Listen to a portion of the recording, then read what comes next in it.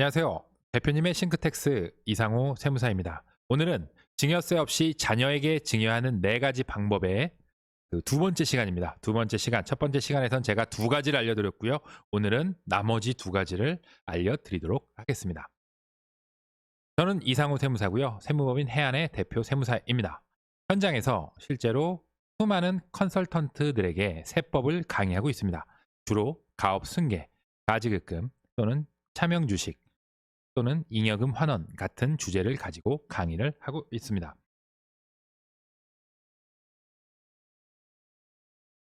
자, 지난 시간에는 2가지 했습니다. 4가지 중 두 가지. 첫 번째는 증여 공제, 법에 나와 있는 증여 공제를 활용하라. 뭐가 중요한 거였죠? 부부간, 부자간, 친족간 그 금액이 달랐고요. 그런데 여기서 유의해야 할 것은 현명하게 쓰는 방법은 이 공제는 10년마다 한 번씩 돌아오고 10년마다 한 번씩 공제만 돌아오는 게 아니고 낮은 세율 구간도 돌아온다. 이렇게 아시면 됩니다. 10년 동안 증여를 빨리 할수록 낮은 세율 구간이 빨리 오는 거고 또 이 공제도 새롭게 갱신이 된다는 겁니다. 두 번째는 제가 어떤 얘기를 드렸냐면 법인을 활용해라. 자녀 법인을 활용하라는 말은 정말 많이 들으셨을 텐데 실제로 어떻게 활용해야 하는지 1억까지 증여세가 안 나오는 구간이 있다는 말씀 드렸습니다. 혹시나 앞 강의를 안 듣고 이번 영상을 시청하시는 분들이 계시다면 앞 영상을 먼저 보시기를 추천드립니다. 오늘은 요 베일에 쌓인 3번째와 4번째 강의 바로 들어가겠습니다. 제가 지금 새벽이라 굉장히 피곤해서 속도를 조금 내서 빠르게 강의를 진행하도록 하겠습니다. 자, 3번째는 증여세 과세 특례입니다. 증여세 과세 특례가 뭘까요? 증여세 과세 특례는 이런 겁니다. 상속세 및 증여세법에 제가 증여세법이 이렇게 줄줄이 규정이 되어 있습니다. 앞 강의에서 얘기한 이 증여 공제 또는 특정 법인의 증여 의제해서 1억까지는 증여세법에 상증세법에 규정이 되어 있습니다. 그런데 당연히 이렇게 증여세를 규정해 놨으면 이거에 대한 어떤 특례, 이 경우에는 내가 봤더니 이 증여공제 5천만 원 6억 갖고는 안 되고 조금 더 좀 유리하게 해줄게 라는 것을 상증세법이 아니라 조세특례제한법이라는 법에 규정을 해 놓았습니다. 조세특례제한법.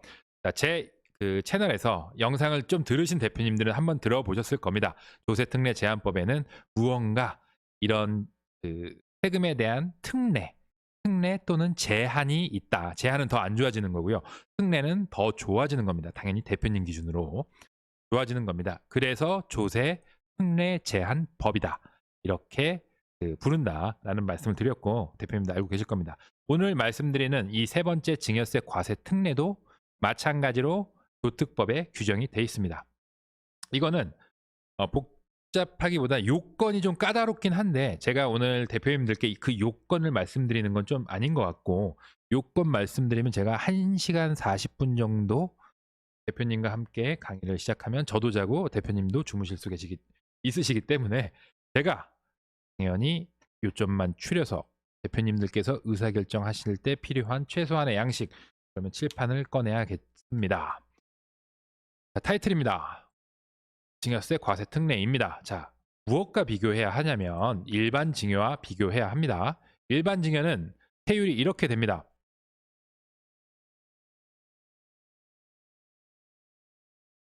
제가 가장 긴장하는 순간이 사실은 이렇게 엑셀 칠 때인데요. 왜 긴장하냐면 프로그램을 사용하는 거기 때문에 생각지 못한 오류가 나올 수가 있어서 제가 가끔 긴장을 합니다. 긴장을 하고 뭔가 이 공백이 있기 때문에 대표님들께 뭔가 지루하지 않을까, 우리 청자분들께서 지루하지 않을까라는 생각 때문입니다. 그러니까 정말 빨리 지금 일반 증여세 세율을 칠판에 제가 적었습니다. 자, 증여 재산이 1억일 땐 10%, 5억일 땐 20%, 10억일 땐 30% 이렇게 증여세를 거둘 거야 라고 법에 정해져 있습니다. 이걸 저희가 일반 증여라 하고요.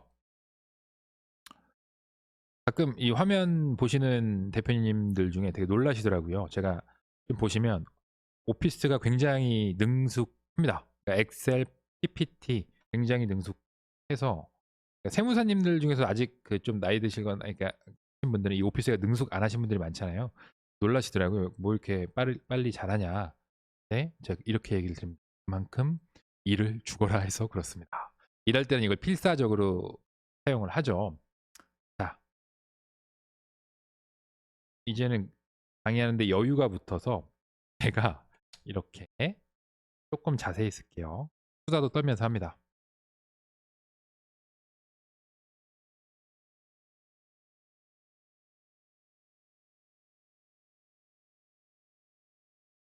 이렇게 됩니다. 이렇게.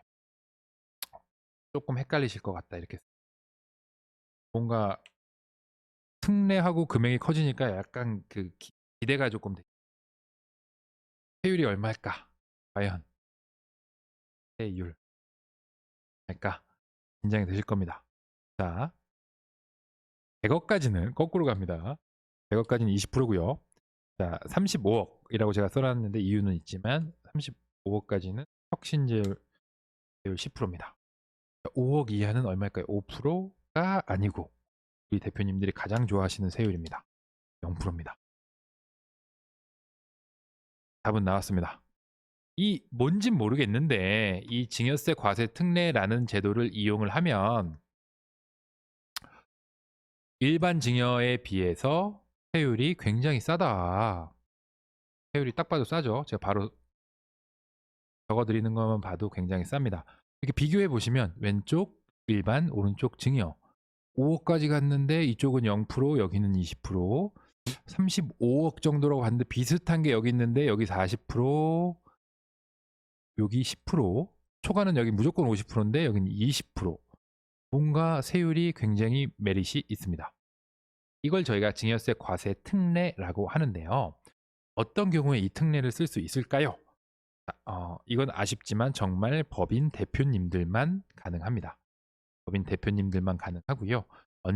이 증여세 과세 특례를 조금 더 직관적으로 저희끼리 부르는 말이 있는데 이렇게 부릅니다. 사전. 이건 사자는 죄송하지만 죽을 사자입니다. 사전 승계제도.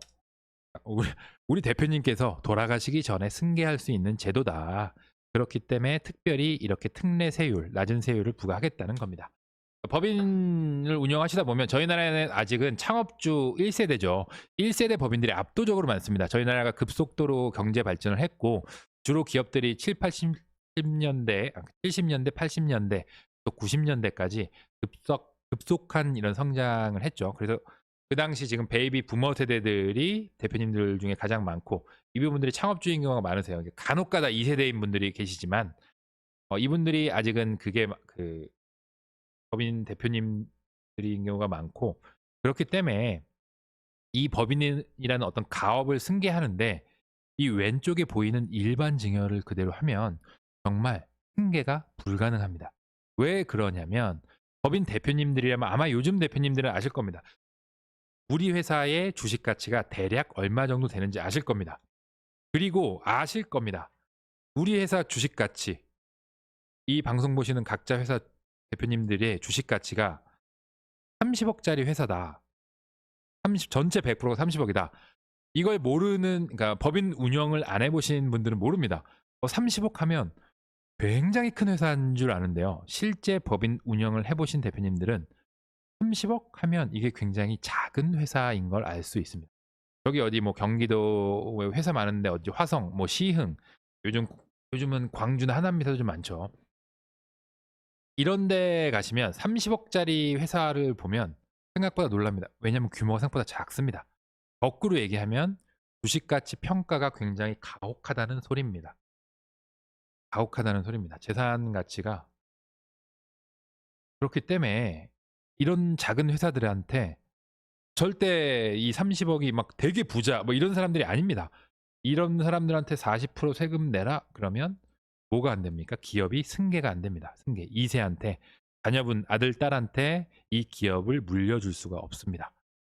현실적으로 불가능하죠. 왜냐하면 제가 쉽게 만약에 그 대표님께서 지금 100% 주주시고 우리 회사 기업 가치가 30억이고 이거를 그냥 자녀에게 증여한다 해보겠습니다. 세금 얼마 나올까요?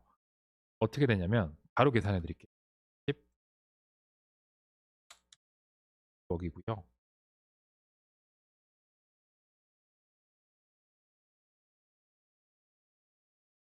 얼마일까요?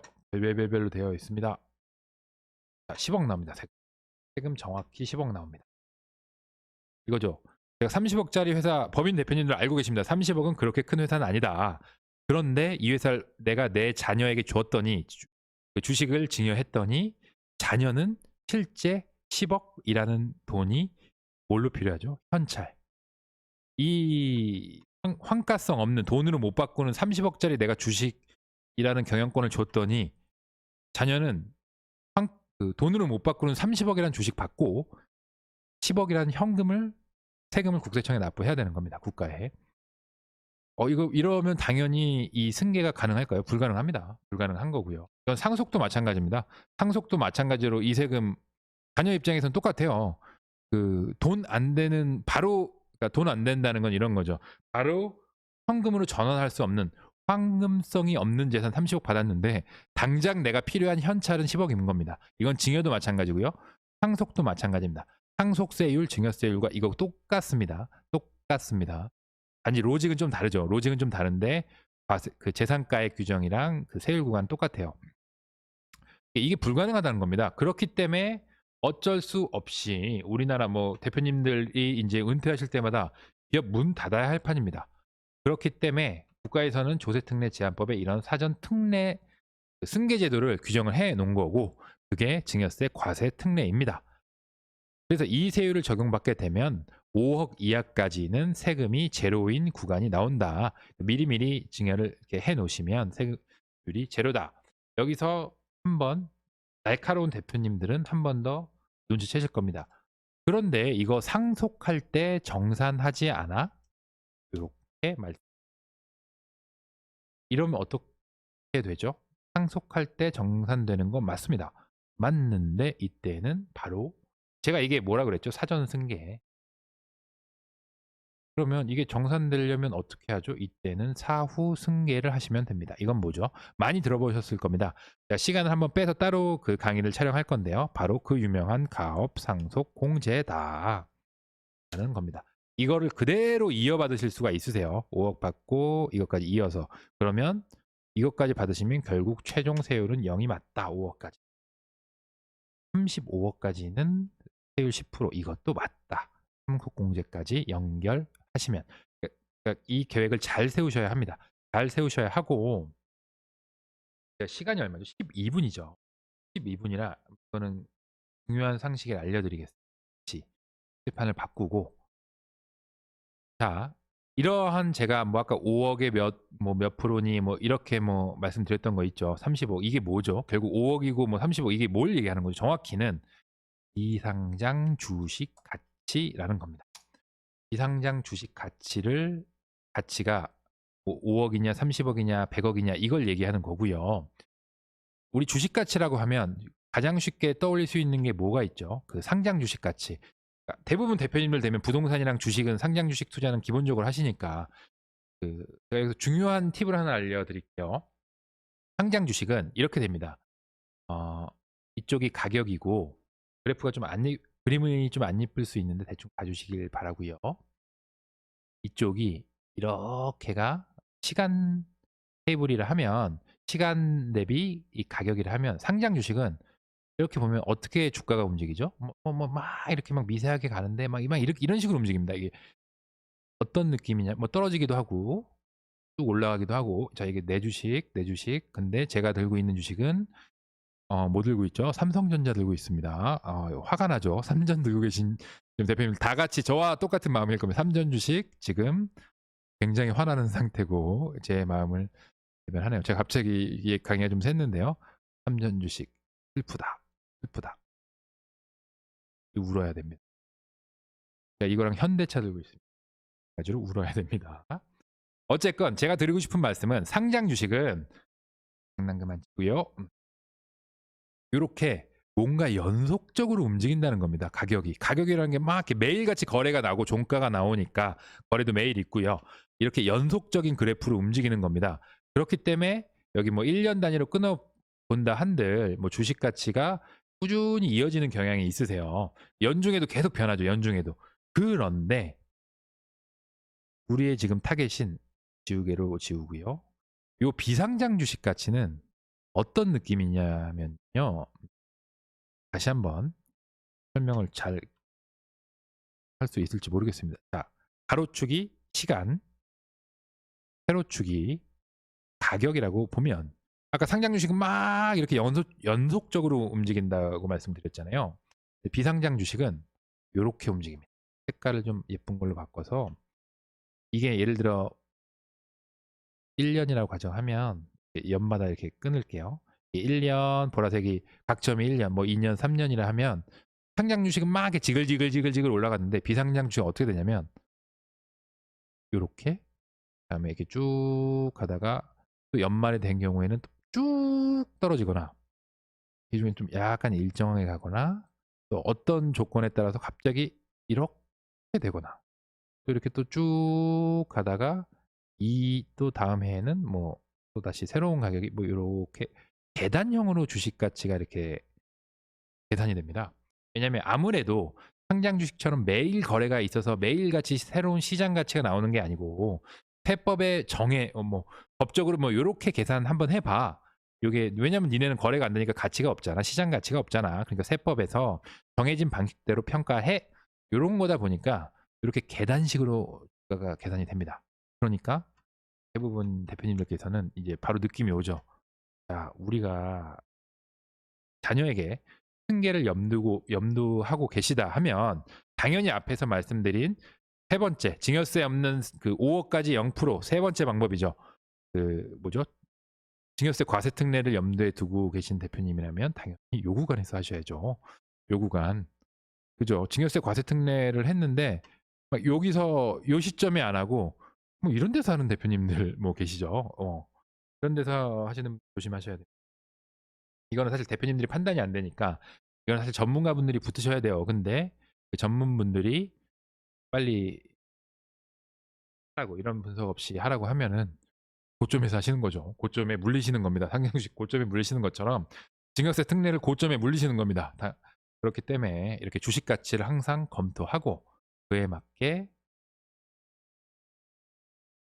이 저점에 하면은 같은 100주를 옮긴다 해도 훨씬 많은 이 그러니까 거꾸로 같은 5억치를 한다고 해도 주가가 한 주당 주가가 낮으니까 당연히 많은 수의 주식이 자녀에게 이동이 되겠죠. 이런 것도 중요한 팁이다. 요거를 놓치면 안 된다. 주식 가치랑 연동시켜서 요 증여세 과세 특례를 염두에 두셔야 한다. 반드시. 그래서 만약에 합법적으로 가능하다면 요 주식 너무 빨리 전. 저 주식 가치는 계단식이라는 특징을 잘 이용해서 이 주가를 낮추면 당연히 막 낮아지고 세금도 낮아진다라는 말씀드립니다. 강의 마칠 뻔했는데 네 번째 시간을 또 알려드려야 되죠. 자, 증여세 없이 자녀에게 증여하는 네 가지 방법 중에 자, 네 번째 방법입니다. 제가 사라졌죠. 돌린 거 봅니다. 짜자잔 이겁니다. 생소하신 분 많이 계실 겁니다. 3번은 많이 들어보셨을 텐데 요 4번 창업자금 과세 특례라는 거는 조금 생소하실 겁니다. 대표님 많이 안 들어보셨더라고요. 자, 그러면 또다시 이상호 세무사가 칠판을 꺼내서 새 칠판을 바로 꺼내고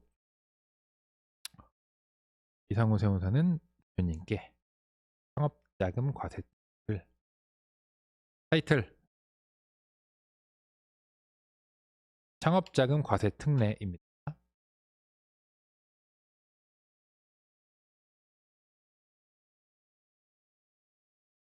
자, 조세특례 제한법을 보면 뭐가 보이냐면 국가의 조세 정책의 방향성이 보입니다. 자, 우리나라 현재 2021년 정치적 성향이 있겠지만 문재인 정권 정치 얘기하는 거 아닙니다. 정부의 방향을 보고 그 세법의 방향을 보자. 뭘 중시하죠? 북한 아닙니다. 고용입니다. 고용이고요.